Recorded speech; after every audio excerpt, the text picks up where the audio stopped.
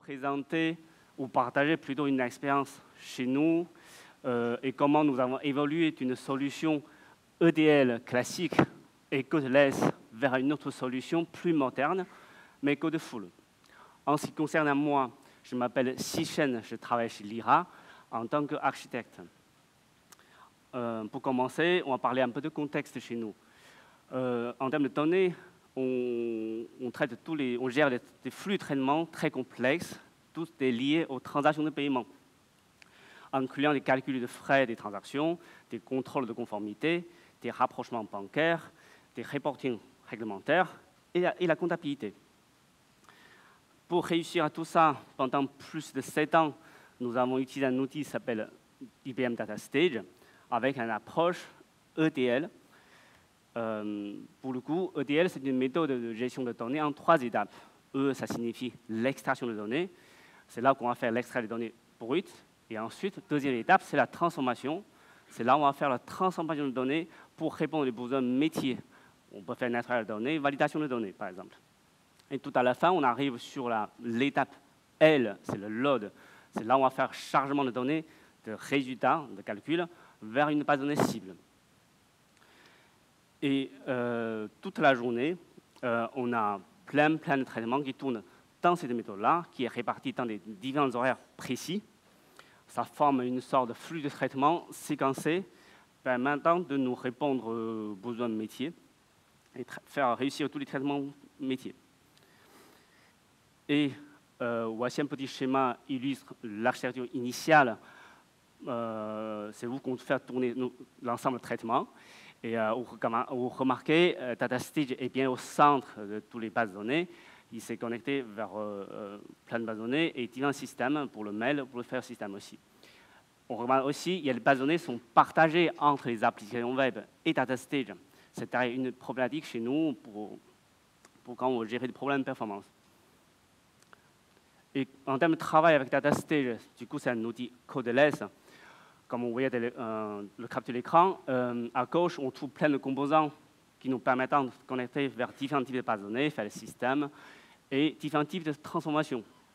Quand on crée un job, c'est assez classique, on sélectionne les composants qu'on a besoin, on les glisse vers la partie droite, et puis on les configure individuellement, un après l'autre. Comme ça, on les fait se connecter entre eux et que ça forme un flux de traitement ETL en complet. Donc c'est assez intuitif et visuel finalement. Ce côté-là, il n'y a rien à dire. Par contre, on a commencé avec des jobs simples comme ceci, ou cela. C'est des vrais jobs qui a tourné en production chez nous. Hein. Et on peut dire clairement, les petits icônes verts, c'est la partie source, c'est la base de données source. Tout à droite, vous verrez la base de données cible. Entre les deux, on a plein d'étapes de transformation et des agrégations entre les deux. Ça reste quelque chose d'assez compréhensible pour comprendre ce qui s'est fait dans ce job-là. Par contre, très vite, on arrive sur quelque chose comme ceci, ou cela. On est tous d'accord, on a passé quelque chose de très compréhensible, facile à suivre, à quelque chose n'est plus lisible ou très difficile à lire. Et ce n'est pas tout, il faut savoir, quand on clique un petit icône, tout à l'heure, quand on crée un petit icône de transformation, c'est le petit croix là, rouge et bleu, on arrive sur une autre fenêtre. Là, il y a un petit tableau qui est affiché. Ça, c'est un tableau qui contient des règles de transformation de chaque colonne ou chaque variable en fonction de comment on l'a configuré.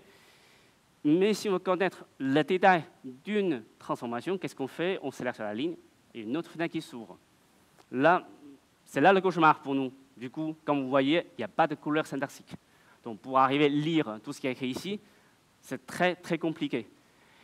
En réalité, il n'y a pas de formatage automatique non plus. Ce que vous voyez ici, le formatage, c'est ce qu'on a réalisé à la main. On est obligé de compter nous-mêmes les niveaux d'imbrication et ensuite faire les intentions à la main. En réalité, on le fait, on copie-colle le bout de code dans un notepad++ ou VS Code pour essayer de faire quelques formalismes pour nous aider à comprendre ce qui s'est passé. En ce qui concerne par rapport à la gestion de conf, dans Git, on utilise un Git et GitLab. Il faut savoir un job Data Stage contient plusieurs fichiers, parmi lesquels on s'intéresse plus le fichier ISX et le fichier XML, sauf que le fichier ISX, c'est du fichier binaire. D'ailleurs, c'est le fichier qu'on livre en production. Du coup, en fait, ça, on ne peut pas comparer les différences. Fichier XML, ça va encore, on arrive à voir quelque chose dessus, mais dans l'écran, je fais une partie de différence entre deux lignes. Du coup, ils ne parlent pas du tout la même chose, en gros. Du coup, c'est une ligne hyper grande et qui contient, c'est des mélanges de fichiers, un petit bout de SQL, de XML et des textes bruts très spécifiques à DataStage, pour le coup. Du coup, à la fin, le kit pour nous, c'est juste pour gérer une évolution de version du projet et qui nous permettra d'identifier quels sont les jobs modifiés entre deux versions. Le contenu de job reste toujours opaque pour nous et très difficile à analyser. Quand on arrive là, on a déjà vu quelques défis d'identification qu'on a rencontrés avec notre outil Codeless. C'était plutôt pendant la phase de développement. Alors, par rapport à ce qui est sur le run, il faut savoir, un job DataStage, pendant son exécution, c'est comme une boîte noire. Toutes les transformations se font entre l'entrée et la sortie, ça reste invisible. Du coup, ça devient très difficile, quand un problème arrive, de comprendre où et pourquoi s'est produit ce problème-là. Ça nous a posé beaucoup de soucis quand on fait les analyses en production. Et en plus, il n'y a pas la possibilité de faire les tests unitaires pour vérifier ou tester une des règles de transformation qui s'est fait. C'est tout ça qui nous a beaucoup limité de sécuriser ou la qualité de validation de nos changements avant que ça arrive en production. Et par rapport à l'approche EDL, dans notre contexte, on dirait, nous gérons 790 traitements tous les jours. Pour chaque traitement, il implique plusieurs espaces de données pour faire. Du coup, ça génère beaucoup d'allers-retours de données dans l'ensemble des systèmes. C'est quand on a eu des problèmes de performance, du coup, on est obligé de chercher, de trouver un moyen de calibrer l'ensemble du système, puisque si on augmente la puissance DataStage, c'est la base de données qui n'arrive pas à le suivre. Si tu fais la base de données, c'est DataStage qui potentiellement pose problème. Il faut arriver vraiment à calibrer l'ensemble du système pour qu'il y ait un flux assez fluide et cohérent. C'était pas facile du tout. Et puis, il faut savoir aussi, on a des bases de données utilisées, partagées par les applications web. Du coup, en général, là, on fait des bases de données opérationnelles, transactionnelles, qui répondent aux besoins de gestion des données, assez classiques, mais on utilise aussi pour effectuer des traitements en masse. En général, là, on applique des requêtes analytics. C'est là qui crée pas mal de défis pour nous aussi dans l'optimisation des requêtes et l'optimisation de performance, du coup. Du coup, avec tous ces défis cumulés, en plus, de plus en plus de volume de données qui arrivent, de plus en plus d'évolution métier complexes qui arrivent, on arrive sur un point où l'architecture ne peut plus, et aussi l'organisation de l'équipe, on ne peut plus absorber tous ces problématiques-là. C'est là qu'on commence à se poser des questions, est-ce qu'il n'y a pas une autre approche est-ce qu'il n'y a pas une approche plus moderne et plus adaptée à l'évolution de nos besoins? C'est là où on découvre l'approche s'appelle ELT. Vous voyez, c'est la lettre T qui a changé sa place. Mais en réalité, c'est là qui joue la magie. Donc EDL, un petit rappel, c'est entre 3 étapes. On fait l'extraction de données brutes et puis on les transforme. On les nettoie, on les valide. Et après, une fois le calcul est terminé, on le charge dans une base de données cible. En 3 étapes, la transformation sera faite bien avant le chargement de données. Du coup, un traitement, sans doute, soit impliqué un peu plus de systèmes pour que ça fonctionne ensemble. Et puis, en fonction du nombre de traitements, il y aura, ça peut avoir beaucoup d'allers-retours de données. Alors, quand on arrive sur le fonctionnement de ELT, l'ordre change. Donc, on fait toujours d'abord l'extrait des données depuis des bases de données sources. Par contre, au lieu de faire la transformation, on va le charger directement dans une base de données cible. Il n'y a aucune logique métier dedans, on fait que le purement technique. Et c'est une fois les données sont chargées dans la base de données cible, on fera la transformation. Du coup, transformation, c'est après le chargement. Et avec cette méthodologie-là, on peut dire on arrivera à réaliser une itération de extract et load. On peut réaliser plusieurs traitements métiers, du coup. Du coup, ça nous oblige de bien préparer nos données avant que ce soit arrivé sur la base de données cible. On prépare aussi pour que ça puisse répondre à un ensemble de traitements possibles, ou avoir tout, en fonction de l'usage, du coup. Du coup, cette étape, cette nouvelle approche aussi, on peut remarquer la transformation, la phase de transformation est isolée naturellement de la phase EL. Donc, EL, maintenant, ça devient très technique, très simple. Seul usage unique, c'est je prends mes données brutes, je les mets dans une autre base de données. C'est fini. Alors, du coup, tout l'enjeu métier, on peut dire le challenge métier, certaines complexités, va rester et concentrer sur la phase T, la transformation. Mettons les deux approches en comparaison, pour ce plus visuel. Hein, donc, pour ETL, on a besoin d'interroger un ensemble de systèmes. Et surtout quand un problème arrive, on est obligé de regarder un peu partout. Alors, dans le cas de ELT, les problématiques sont plutôt bien isolées. Si jamais on a un problème de performance de chargement de données, on concentre sur EL. Si jamais on a un problème de transformation, on concentrera uniquement sur la phase de transformation. Surtout avec cette approche-là, on peut, en fonction de l'outil qu'on va choisir, on aura la possibilité de faire les transformations sur place, c'est-à-dire sans que les données soient quittées de la base de données. C'est pour ça, c'est là qu'on trouve justement la puissance de notre migration. Et c'est du coup là, par la suite, je vais vous présenter, on va concentrer plutôt sur la phase de transformation pour voir comment on l'a géré. Nous avons choisi l'outil DBT pour gérer la transformation. C'est un outil, DBT, ça signifie Database Build Tools. C'est un outil open source, écrit en Python. En gros, avec cet outil-là, on va écrire des requêtes SQL maintenant pour réaliser les transformations.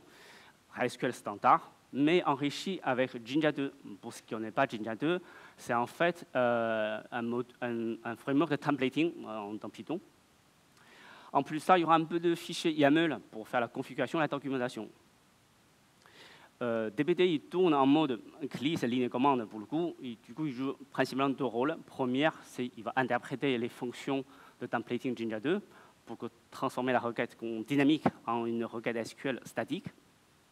Et après, il va lancer les requêtes SQL. Donc, je dis les requêtes SQL, surtout, on va les lancer dans l'ordre. C'est un de ces rôles aussi.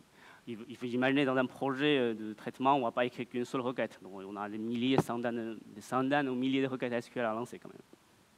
C'est un autre point que j'ai noté ici, c'est que DBT nous aide à gérer justement les dépendances entre nos requêtes. Quand on a des milliers de requêtes à gérer, il faut bien qu'on connaisse qui doit lancer en premier, qui doit lancer après. Il propose aussi des outils de tests intégrés qui nous permettent de bien valider nos changements avant que ça soit arrivé en production. Il propose aussi des documentations, des fonctions pour générer des documentations. Je dis documentation automatisée. Il ne va pas inventer des documentations. C'est toujours à nous d'enrichir le contenu, mais il nous aidera en lançant une ligne de commande. Il est capable de nous aider à structurer les informations et les afficher dans une documentation page HTML. Pour bien le comprendre, il faut connaître la philosophie DBT. Donc, dans la philosophie DBT, le plus important, c'est le select uniquement. Du coup, avec DBT, on n'écrit plus de requêtes update ni de delete. On fait que des select. C'est avec cette mode-là, comme vous voyez un peu le schéma en bas à droite, là, les données brutes, je donne la couleur bronze, ne sera jamais modifiées. On garantit la limitabilité des données sources, pour le coup. C'est justement en évitant de changer les données sources, on arrivera à construire une sorte d'historique de transformation beaucoup plus claire. Et du coup, chaque transformation deviendra transparente, on peut dire aussi visible, pendant toute la phase de transformation. Et aussi, avec cette approche-là, justement, ça s'intègre bien dans l'architecture en médaillon, on l'appelle ça. Donc, c'est là qu'on identifie les trois couches. C'est pour ça que j'ai mis les images, j'ai mis tous en même couleur. Les couches bronze, c'est les données brutes. Les couches argent, c'est là qu'on fait le travail de transformation de données. Et les couches or, c'est là où on a les données de qualité finalisées, prêtes à utiliser par les métiers. Deuxième principe, c'est le DRY, Don't Repeat Yourself. Justement, avec l'intégration de Jinja 2, on va plutôt utiliser des fonctions de Jinja 2. Ça nous pousse naturellement de rendre notre code soit réutilisable et centralisé. Tout à la fin, sans doute de la qualité. Il nous a proposé plein d'outils, des fonctions intégrées pour pouvoir faire les tests unitaires et valider l'ensemble de données. C'est justement pour nous inciter à bien garantir nos données, la qualité de transformation et aussi nos données. Pour que ce soit encore plus concret, en gros, imaginons dans la base de données, on a 3 tables de marchands, des tarifs et les transactions.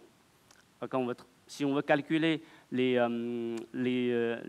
frais à prélever par marchand, par transaction, avec DBT, on va d'abord déclarer des modèles dans DBT. En gros, les requêtes SQL qu'on écrit dans DBT, on l'appelle modèle, pour l'info. On va déclarer d'abord des modèles dans DBT en correspondant à ces tables-là. Après, on va commencer notre transformation, c'est-à-dire on va nettoyer les données qui ne nous intéressent pas, surtout dans le contexte de calcul. Et puis, on va chercher les relais ensemble, des informations comme ça. Et du coup, on crée notre modèle DBT. En lançant DBT, il va nous justement créer des tables ou des vues dans la base de données directement. Pour que ce soit une table ou une vue, en fait, c'est une configuration dans DBT. On n'a pas besoin d'écrire des requêtes pour le faire, en tout cas. Et on avance dans ce mode-là, qu'on a pour produire le résultat à la fin. Avec DBT, il va nous créer des tables en plus. Justement, avec ça, toutes les étapes de transformation deviennent, on va dire, claires. Il faut imaginer, si on mettait dans un cas plus réel, c'est qu'au plein milieu, la couche argent, on est censé avoir plusieurs niveaux de transformation. Du coup, on se trouve plusieurs niveaux de tables dans la base de données qui nous aidera à bien sûr l'évolution de nos données au quotidien. Et du coup, avec DBT, on travaille avec VS Code. Dans un projet DBT, on a écrit des fichiers SQL. Dans le fichier SQL, on écrit des requêtes SQL, du coup. Mais on commence toujours par une petite ligne de configuration. C'est justement là où on dit materialized. On dit est-ce que ça sera une table dans la base de données ou ça sera une vue. Et on peut aussi mettre des tags justement pour labelliser notre modèle, pour que ce soit, on peut le retrouver facilement plus tard, pour assembler un ensemble de modèles pour dire voilà qu'est-ce qu'il parle en fait. Et quand on écrit des requêtes SQL, sur la partie from, justement c'est le cas le plus simple. Au lieu d'écrire un nom de table statique, là on met une fonction Jinja 2, techniquement parlant, mais fonctionnellement parlant, c'est plutôt un modèle DBT. Justement, dans ce cas-là, le STG underscore merchant, STG signifie staging, c'est justement pour marquer les modèles, c'est en train de transformer, quoi. Alors, ça pointe vers un fichier dans le projet. Comme ça, on a un requête dynamique, on met en dépendance de ce modèle-là vers un autre modèle. Il y a un plugin très connu avec DBT, c'est DBT Pro User. Du coup, avec ça, il nous indique en bas, on a une autre fenêtre en bas là, qui nous affiche le linéage de nos modèles. Avec ça, on peut voir les modèles en amont. Donc, c'est le modèle que j'ai besoin de constituer le nouveau modèle en question. Et aussi, on verra le modèle en aval. Avec tout ça, on est capable ça nous aide beaucoup pour l'analyse. Ou analyse des impacts, surtout quand on change un modèle ou quand on construit des modèles. En ce qui concerne les fichiers YAML, dans le fichier YAML, justement, on va redéclarer un peu le modèle qu'on a. On peut détailler les noms de colonnes et aussi son type. Là, pour être simple, je ne l'ai pas mis. Pour chaque colonne, justement, on peut préciser les tests. On peut dire, pour cette colonne-là, il faut tester pour le premier colonne transaction ID, justement, il faut qu'on teste, il faut que ce soit unique, il ne faut pas que ce soit nul. Pour le paiement méthode, on peut ajouter d'autres types de tests dans le sens que j'accepte uniquement ces valeurs-là. Du coup, pendant l'exécution des requêtes, des modèles DBT, si jamais il y a des données qui ont cassé ces tests-là, le traitement sera arrêté et qu'on a le résultat enregistré dans la base de données qui nous aidera à analyser par la suite. Donc, vous avez compris, DBT, il a besoin de base de données pour travailler. Donc là, j'ai fait une liste courte qui cite quelques icônes normalement tout le monde connaît. Si ça vous intéresse de connaître plus, il faut aller sur le site de DBT pour connaître la liste complète de tout ce qu'il supporte. Nous, aujourd'hui, on va plutôt concentrer sur la partie Snowflake. Ça, c'est notre choix en termes de base de données. On a choisi Snowflake, c'est parce que c'est une base de données OLAP et il propose un auteur en langage SQL. Donc ça tape parfaitement DBT. C'est aussi une des préférences chez nous, en tout cas. Toute l'équipe maîtrise SQL. On n'a pas besoin de changer de techno, changer de façon de travailler, en tout cas.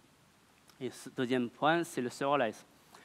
Il faut savoir, tout à l'heure j'ai évoqué, nos traitements dans la journée, en général, c'est des batchs séquencés. Du coup, avec serverless, c'est que si nos traitements ne tournent pas, on ne paye pas. Snowflake, c'est quand même un service cloud. Donc, tout le monde sait, on paye ce qu'on utilise. Mais avec Snowflake, du coup, quand nos batchs ne tournent pas, on ne paye pas.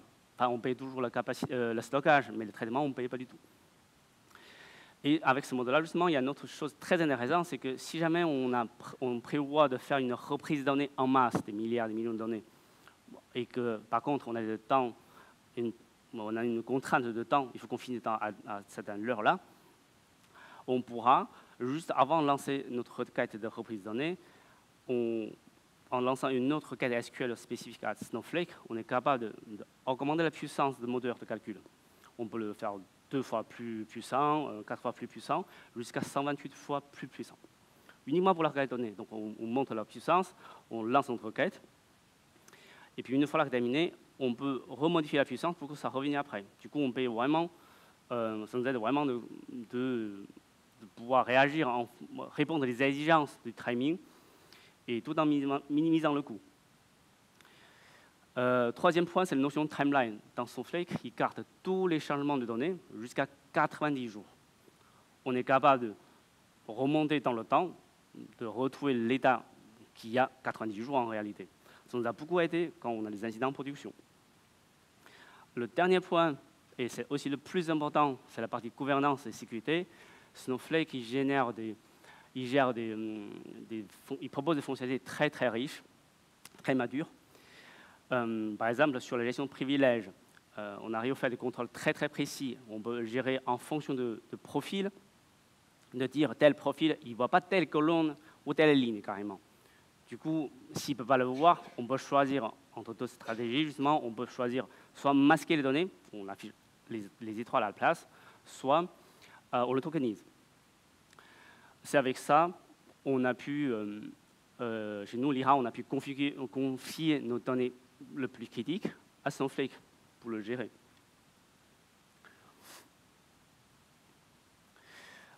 Quand on arrive sur aujourd'hui, notre architecture rassemble un peu plus dans ce sens-là. Tous les jours, du coup, on a nos données brutes, nos données sources, que ce soit via des bases de données ou via des fichiers, ça sera transféré en passant par S3 jusqu'à Snowflake. Cette partie-là, c'est géré par un petit module Python, on a fait à la maison. On l'appelle IO, puisque c'est lui qui gère input-output. Et une fois les données sont arrivées dans Snowflake, c'est notre module DBT qui va démarrer pour lancer les différents traitements de la journée qu'on est censé faire. Pour le coup, DBT, comme ce que j'ai précisé, il envoie uniquement des requêtes SQL jusqu'à Snowflake. C'est pour dire Snowflake lancer ces requêtes SQL-là. Oui, même si j'ai dit dans DBT, on écrit des requêtes select pour faire la transformation, mais en réalité, au moment du lancement, DBT va le wrapper dans une requête en create table ou create view as les select quelque chose.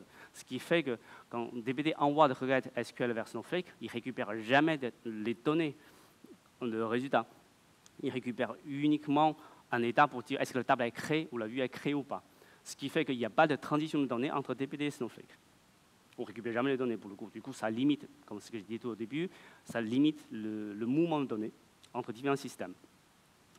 Une fois les données sont calculées dans Snowflake, du coup, les données sont disponibles maintenant, accessibles pour les utilisateurs finaux, pour qu'ils puissent faire leur reporting, le dashboarding, des choses comme ça, et pour l'équipe support aussi, vu que maintenant on a notre transformation sont visibles également dans Snowflake, pour notre suivi quotidien sur la production, on se connecte sur Snowflake, on visualise, on suit nos données d'évolution par là.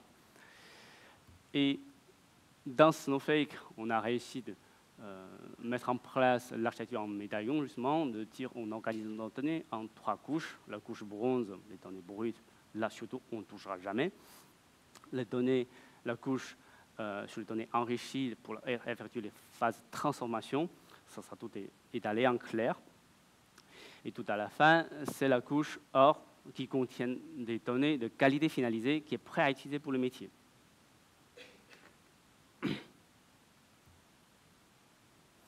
Voilà ce qui donne en termes de modèles dans nos projets actuellement. C'est plus de 800 de modèles aujourd'hui. Je suis d'accord, comme ça, ce n'est pas du tout visible, mais c'est ce qui est TPT qui nous génère en réalité. Donc, ce n'est pas un travail compliqué.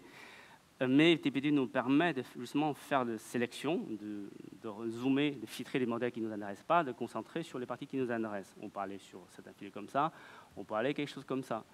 Comme vous voyez en bas ici, là, je peux mettre des sélecteurs. Il y a un petit syntaxe dans TPT. On peut mettre notre point de départ sur un modèle précis et avec les deux plus à gauche et à droite. Là. Il faut voir comme une sorte de l'arbre. Le plus, c'est comme si on veut l'ouvrir l'arbre. Donc le 1, c'est pour dire l'ouvrir qu'un seul niveau. Si tu ne mets pas 1, ça va l'ouvrir jusqu'au bout. Donc, ou on peut aussi filtrer les modèles par les tags. C'est tout ça qui nous aide à mieux suivre les modèles et bien comprendre les impacts sur chaque changement. Et voici l'histoire de documentation que j'ai parlé.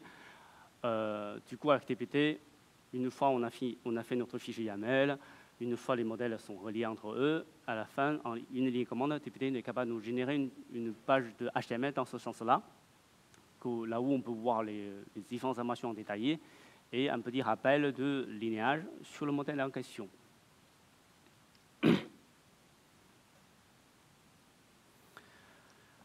Par rapport à l'expérience, du coup, on passe de quelque chose de binaire vers quelque chose. On passe à quelque chose de binaire comme ce qu'on a parlé avant, les fichiers binaires, les fichiers XML illisibles, à quelque chose maintenant, c'est des requêtes SQL qu'on écrit, c'est des wire requêtes du coup. Wire requêtes SQL standard, on arrive à identifier vraiment chaque changement, qu'est-ce qui a évolué, qu'est-ce qui a changé entre deux versions. Et puis avec GitBlame, on sera capable d'identifier qui et quand, dans quel contexte on a fait le changement. Du coup, s'il y a un problème qui arrive en prod, on peut très bien savoir ce qui a payé le prochain tour de bière. Après, il faut savoir aussi que l'ambiance de l'équipe qui compte, c'est aussi plus important. Du coup, avec le code tout en clair, avec les tests intégrés, tout ça, on arrive à faire notre CA classique, multi-branch pipeline, avec les tests automatisés qui nous valident notre changement avant que ça arrive en production. Ça a beaucoup aidé l'équipe, ça a beaucoup amélioré notre productivité dans l'équipe. Et sur un autre point, sur la partie performance, oui, on a des traitements qui ont duré 30 minutes. Aujourd'hui, c'est passé en 4 minutes. Bon, ça nous laissait beaucoup de main-d'œuvre pour suivre, pour corriger s'il y a un erreur qui arrive entre deux traitements. Et récemment, on a réussi à générer une table de 3 milliards de lignes en 36 minutes. Donc, ça fait environ 7 gigas de données. Sur le deuxième point, juste pour citer dans le sens que, avec notre ancienne architecture, on est vraiment limité, on n'arrivera pas à faire ça. On a gagné un autre bonus de notre côté, c'est que les données sont accessibles maintenant par les utilisateurs finaux, je dirais, puisqu'on doit générer les reporting, on doit générer les données qui est destination au métier pour qu'ils puissent faire leur rapprochement. Maintenant, on n'envoie plus les fichiers CSV, on n'a plus besoin d'écrire des codes ou des jobs pour ça, pour l'envoyer les fichiers CSV. Et côté métier, ils n'ont plus besoin de travailler avec les fichiers CSV, qui ne leur parlent pas du tout, pour le coup.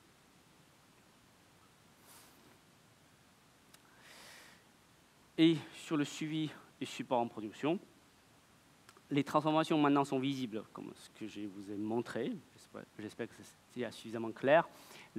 Toutes les étapes de transformation maintenant sont matérialisées, soit en table, soit en vue dans Snowflake. On est capable de suivre vraiment au niveau très très précis, de voir qu'est-ce qui s'est passé. Et un autre point notable, c'est une fusion avec Snowflake, c'est que dans Snowflake, toutes les requêtes sont tracées avec un plan d'exécution. Du coup, on n'a pas besoin, s'il y a un problème de performance, on n'a pas besoin de récupérer la requête et ensuite faire explain pour analyser.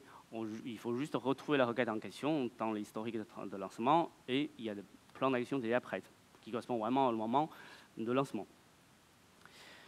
Le troisième point, c'est le voyage dans le temps.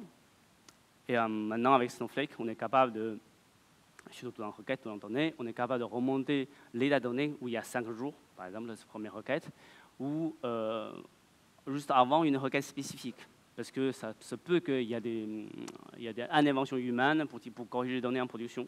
Ça nous a déjà arrivé une fois en prod, il y a une donnée qui a changé, qui a créé des impacts 3 semaines après.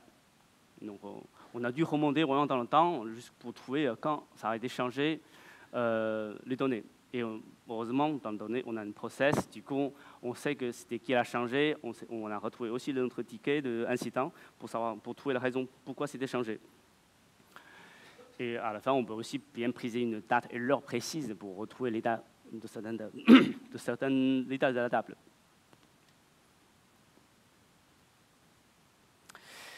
Et par rapport aux défis rencontrés durant cette migration-là, il faut savoir qu'on migre une chaîne de traitement. C'est une chaîne de traitement très critique chez nous. On ne peut pas accepter qu'on fasse une sorte de Big Bang en production. Du coup, on a choisi de le faire progressivement. On a travaillé pour découper notre chaîne de traitement en plusieurs étapes. Pour ceux qui connaissent un peu monétique, donc là, on retrouve un peu les notions. On a la phase pré-compensation, ensuite compensation, ensuite compensation trésorerie. Du coup, l'idée, c'est qu'on va produire la phase de pré-compensation avec nouvelles solutions, et puis on va les faire tourner en production en parallèle.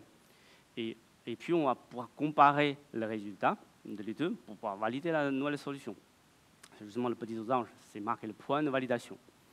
Et imaginons, si jamais si la validation est passée, du coup, on arrête l'ancienne solution. C'est le résultat de la nouvelle solution qui sera pris en compte par la phase suivante. On peut avoir dans ce mode-là, sur la deuxième étape, c'est tout le même principe, si ça validé. Et on décommissionne l'ancienne, et ça poursuit. Sauf que ce petit point rouge losange, c'est pas si simple que ça, après coup. Il faut savoir, c'est là qu'on a compris que dans une chaîne de traitement, les étapes, même si on a bien séparé, que ce soit fonctionnellement ou techniquement, ou même si on a même bien préparé pour que ce soit séparé dans ce sens-là, mais en fait, la dépendance entre eux, c'est très, très, très forte. Non seulement ils contiennent des données, au plein milieu, là, sur l'état de losange rouge, là, entre les deux, il y a des données qu'on a produites par l'étape précédente. Ce reste des données de qualité fonctionnelle. On peut le voir comme une sorte de contrat d'interface. Ça porte de valeur métier, que c'est censé être reprendre correctement par l'étape suivante. Mais il contient aussi une autre partie des données très techniques et spécifiques liées au comportement de data stage. Par contre, sans cette partie technique, les parties suivantes, il ne pourra pas travailler correctement. Du coup, c'est justement cette partie-là qui nous a causé beaucoup de soucis. On s'est trouvé dans la nouvelle solution, on s'est trouvé dans un état on est devoir produire ces états de données intermédiaires temporaires pour que la phase suivante puisse avancer. Ça nous a pris beaucoup de temps pour concilier cette partie-là. Du coup, un peu vers la fin, on s'est dit, peut-être, on aurait dû commencer par la fin. Imaginons si on commence par vraiment la fin de traitement, on n'aura pas, dans la nouvelle solution, on va justement intéresser sur les données de qualité finalisées. On pourra tranquillement, logiquement, ignorer la partie technique. Et du coup, on avance dans l'autre sens. Donc, peut-être une expérience à partager, une petite piste pour vous, pour le prochain sujet, si jamais vous êtes dans la même situation. À la fin, on est sur le changement de philosophie avec TPT. Alors, le fait de ne plus écrire update et les modifier et des delete, c'est vraiment c'est pas si facile que ça. C'est là que ça reste magique, mais c'est là un changement de l'habitude pour faire les requêtes de transaction différemment, c'est vraiment un problème. Typiquement, une question qui ne s'arrête pas de poser, c'est que comment tu sais qu'un traitement de données, tu l'as déjà traité. Voilà. J'arrive sur la fin de ma présentation. Je ne sais pas si vous avez des questions.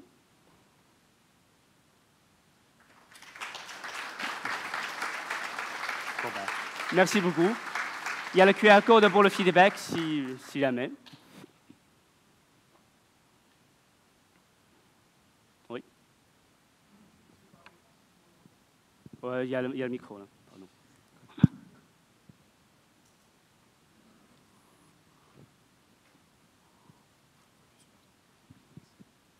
Bonjour. Bonjour. J'ai juste une question à vous poser. Nous, on a des problématiques un peu différentes, mais sur certaines, on est assez semblables. Et on a une vraie difficulté sur lancer un traitement quand la donnée arrive. Ça, c'est Snowflake qui vous le fait ou c'est... Pardon, j'entends très mal. En fait, on a une problématique de lancer un traitement uniquement quand la donnée qui correspond est arrivée. Et cette donnée, elle peut arriver de manière complètement aléatoire. Ouais. Et vous, dans votre système, vous faites ce genre de démarrage sur arrivée de données ou vous lancez des trucs un peu schedulés? Nous, du coup, les données, justement, il faut qu'on prépare bien les avant en amont, les données, pour que ça arrive dans Snowflake. Du coup, tout sera en place là. Et après, c'est TPT qui gère justement la dépendance. Tout vient ces données pour relier les données ensemble, quoi. Oui, ce que je veux dire, c'est que par exemple, vous avez un traitement qui a besoin de 2 entrées, de 2 données différentes. Ouais. Et ce traitement, il faut le lancer quand les 2 données sont là. Pas avant, et puis si possible, pas trop après, quoi. Je ne sais pas si vous voyez ce que je veux dire, non? Tout traitement, non. Ben justement, dans notre approche de OLT, en fait, avant de lancer le traitement, on a déjà rassemblé toutes les données qui soient déjà présentes sur la base de données dans Snowflake, par exemple. Ça peut être n'importe quelle base de données, pour le coup. Hein. C'est juste une approche pour qu'on ramène tout ce qu'on a besoin. D'abord, on dit que ce soit 2 ou 3 différentes ressources, différents types, on les récupère tous ensemble, on les met tout dans un seul endroit. Après, avec l'outil qu'on a choisi TPT, on les catégorisé, on les déclaré, et puis on pourra faire les autres traitements par la suite. Ça fonctionne dans ce mode-là. Donc si jamais on a plusieurs itérations à faire, c'est tout dans le même cycle quelque part. Donc si jamais on a besoin de faire remonter encore d'autres choses, il faut toujours passer par le début. Avec nous, ce qu'on a fait, c'est avec Python. On récupère les données, on les met à disposition. On récupère vraiment tout ensemble, tel quel, dans Snowflake. Et après, c'est notre traitement de TPT qui les déclare, qui les associe ensemble. Donc on n'a plus besoin de réfléchir dans le sens que j'ai besoin des données différentes partout et que je demande à Snowflake ou TPT de chercher partout. Nous, on ne cherche plus quelque part, puisqu'on sait que c'était là. Donc ça demande un travail de préparation un peu en amont. Avec plaisir. Oui.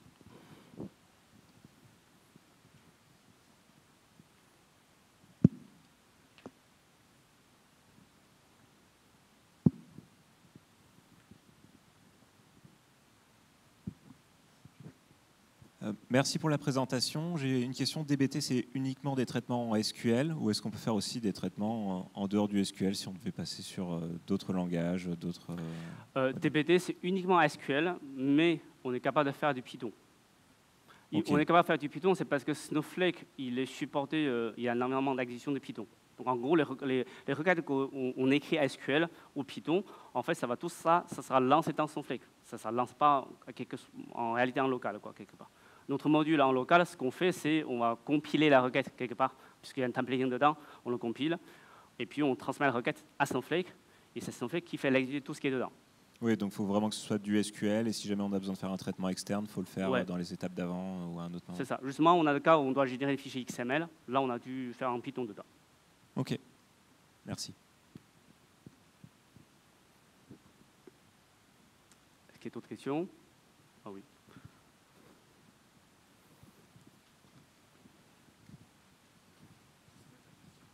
C'est ça, oui, c'est ça la dernière question par le temps.